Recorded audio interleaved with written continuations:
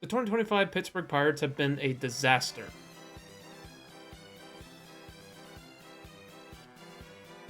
From bottom of the barrel baseball to fans literally getting whipped by ushers, this season has been memorable for all the wrong reasons, each month draining what little hope Pirates fans had left. But to understand how it all fell apart, we have to go back to the moves, or lack thereof, that doomed the season before it began. Pirates fans, for the first time in a decade, had a true superstar in Paul Skeens, which naturally had the hope meter pretty high with the idea that they can build a competitive roster around him, especially when you consider the bargain that the Pirates get with the right-hander being on his rookie deal, allowing the Bucks to allocate resources elsewhere. Unfortunately, the team's owner is Bob Nutting. Hello, I like money. The Pirates spared every expense acquiring free agents in the offseason, signing 7 players to major league contracts totaling just over $21 million. Meanwhile, compared to other small market teams like the Rays and Athletics, this was a pathetic attempt to cover the holes in the roster, and fans were furious. Checking back in with the hope meter, it definitely took a hit from the poor offseason, but there was still some residual hope from the former top prospects on the roster. O'Neal Cruz, Henry Davis, Andy Rodriguez, Nick Gonzalez, and Cabrian Hayes were all once seen as future franchise cornerstones. If they could reach their ceiling, maybe, just maybe, this could work after all. The first look we got at them came on opening day, but it wasn't the young offense dominating the day. Instead, the offense let Sandy Alcantara, who hadn't pitched since 2023, dominate. 7 of the first 17 batters of the season struck out, and 0 of them recorded a hit. Even when Nick Gonzalez was able to crank a homer in the 6th, the joy didn't last too long as he fractured his ankle rounding the bases.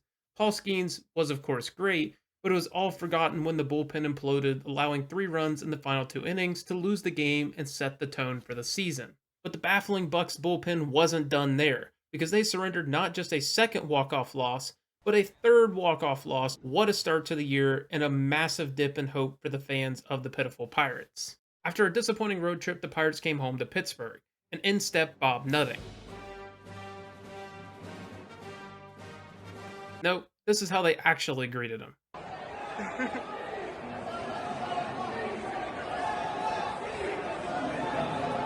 And of course, the on the field matched the vibe.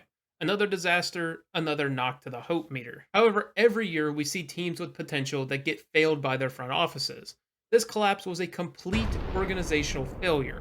So let me introduce you to the PR department. Can you imagine a better way to tick off a franchise than to disrespect their most iconic player? Well, that's just what they did when they removed Roberto Clemente's number tribute in exchange for an alcohol advertisement. Appropriately, the fans responded fiercely and even generated a response from Clemente's son, who confirmed the organization had zero connection to his family about the change.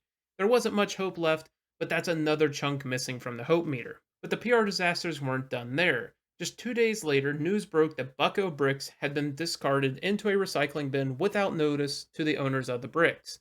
The program was designed to allow fans to have a permanent part of PNC Park. Now they have a permanent spot in the dump.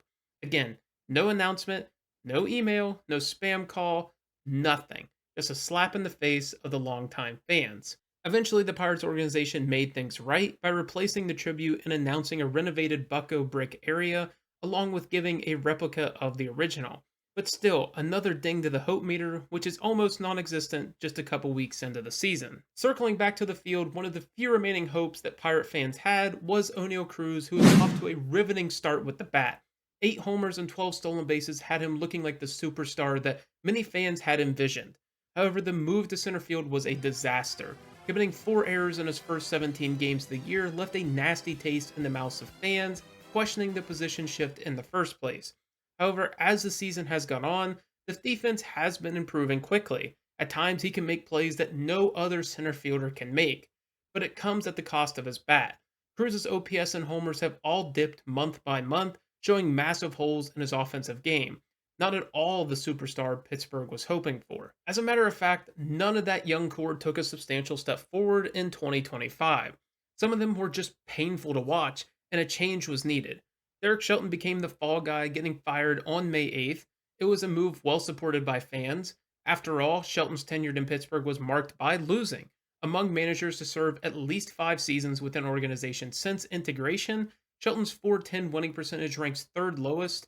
Any change is welcome, and thus a little more hope is born. So in steps Don Kelly, Donnie Ball is born, and the results have been better. Through 90 games, he sits just 6 games under 500, and the team has been much more as expected. The offense is still abysmal, but the pitching has been much better, and the managerial gaffes have been fewer and farther between, which in turn has brought a little bit of hope to the city, even if playoffs are well off the table. As one native Pittsburgher gets brought up the corporate ladder, another went tumbling over the wall. On April 30th, Kevin Markwood took a fall over the Clemente wall celebrating an Andrew McCutcheon double. The 20-year-old suffered injuries to his skull, brain, spine, both sides of his ribs, and his lungs. His recovery seems to be going well, being able to walk and respond to questions just days after the scare. Prayers up for his continued recovery, but another devastating event to surround this 2025 unit. But the dark cloud of despair surrounding this team wasn't done there, with a fight breaking out between a team usher and a fan. The altercation escalated to the point where the usher takes out his belt and whips the fan.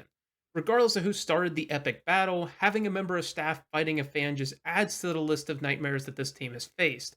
Thankfully, that is the last PR disaster of the season. One of the few success stories of the 2025 Pittsburgh Pirates has been Tommy Pham and his mid-season turnaround. Halfway through the month of June, Pham's OPS sat at an appalling 498. However, it wasn't all his fault. Pham struggles with a condition called keratoconus, which causes the cornea to misform and leads to blurred vision. One contact change later, and Pham has been a monster over the latter portion of the season. Since then, Pham has posted an OPS of 947 and has been by far the Pirates' best hitter since that small change. The surge made him a prime trade deadline trade chip. But general manager Ben Cherington had to get one last gaffe in to seal the fate of not only the 2025 Pirates, but for 2026 and beyond. The trade deadline for bad teams normally comes with the silver lining of trading the existing talent on expiring deals for future talent. Instead of trading the expiring contracts on the roster like Tommy Pham and Andrew Heaney, Ben Cherington decided it was best to trade away franchise cornerstone David Bednar to the Yankees without getting a top 100 prospect in return.